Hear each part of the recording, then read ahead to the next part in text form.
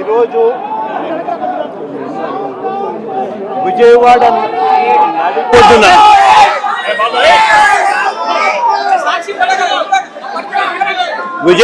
నడిపొడ్డున అంటే రాష్ట్రానికి head quarters, ఇక్కడ నుంచి కూతవేటు దూరంలోనే ముఖ్యమంత్రి గారి నివాసం, ఇక్కడే డీజీపీ కార్యాలయం, ఇక్కడి నుంచి కూతవేటు దూరంలోనే డీజీపీ కార్యాలయం, ఇక్కడే విజయవాడలోనే కమిషనరేట్, ఇక్కడే ఏసీబీ పరిధి, ఇదే పరిధిలోనే ఈ పోలీస్ స్టేషన్, ఇదే పోలీస్ స్టేషన్ పరిధిలోనే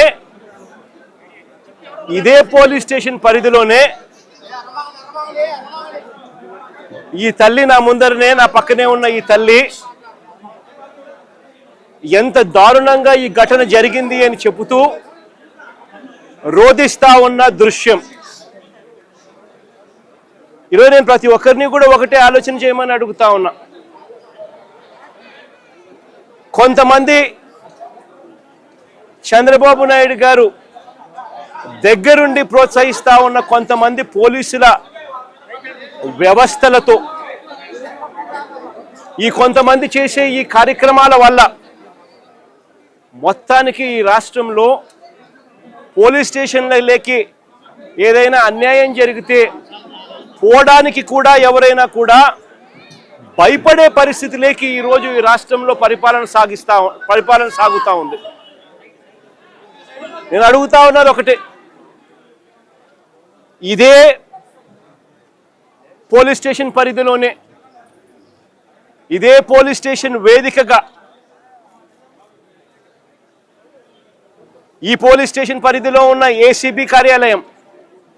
ఈ పోలీస్ స్టేషన్ పరిధిలోనే కమిషనరేట్ కార్యాలయం, అంటే సిపి, ఏసీపీ, పోలీస్ స్టేషన్లో ఉన్న సిఐ అందరూ కూడబలుక్కొని, డీజీపీ సైతం దీంట్లో ఇన్వాల్వ్ అయి ఒకరినొకరు ఏ రకంగా ప్రొటెక్ట్ చేసుకుంటా వస్తూ ఉన్నారు, ఒకరినొకరు ఏ రకంగా వెనుకేసుకొని వస్తూ ఉన్నారు అని చెప్పడానికి నిదర్శనం ఇది. మే మాసంలోనే ఒక ఘటన కాదు, సాయిది ఒక ఘటన అయితే, రెండో ఘటన క్రాంతి కుమార్ అనే పిల్లాడిది, రెండో ఘటన సూసైడ్. ఈ సూసైడ్ ఒకసారి వినండి, చూడండి.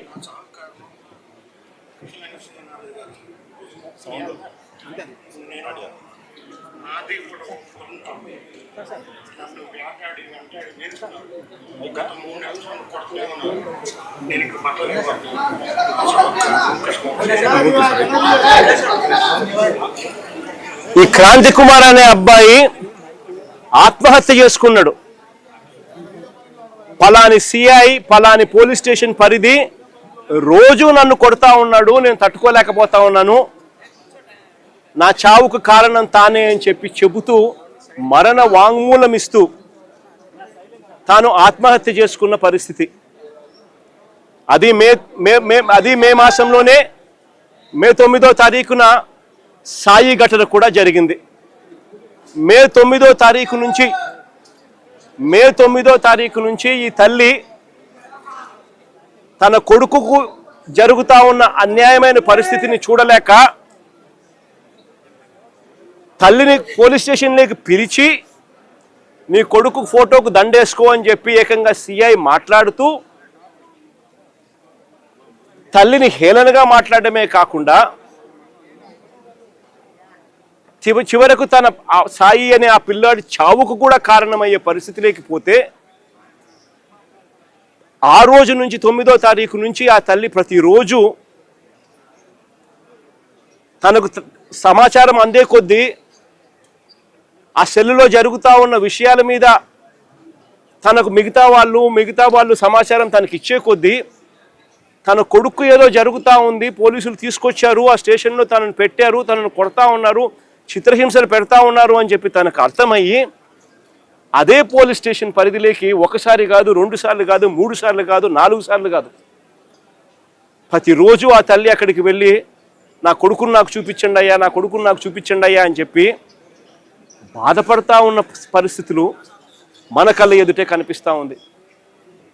ఇది జరిగిన ఘటనను చూసుకొని ఈ తల్లితో పాటు ఆ అబ్బాయి చిన్నమ్మనేమ్మ లాయరు దుర్గమ్మ, ఆ లాయరు వాళ్ళిద్దరూ డీజీపీ ఆఫీస్కు వెళ్ళి ఆ దుర్గమ్మ లాయర్ డీజీపీ ఆఫీస్కు వెళ్ళి రాతపూర్వకంగా ఇది జరుగుతూ ఉంది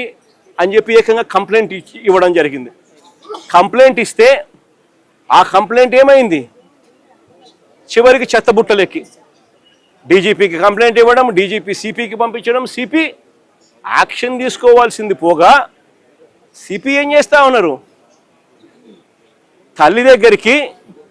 మిగతా వాళ్ళని పంపించి బేరం పెట్టించే కార్యక్రమం చేస్తూ ఉన్నారు. ఖచ్చితంగా ఏదో జరిగింది, నా కొడుకు ఏదో జరిగింది అని చెప్పి ఆ తల్లికి పూర్తిగా అర్థమై జూన్ 2వ తారీఖు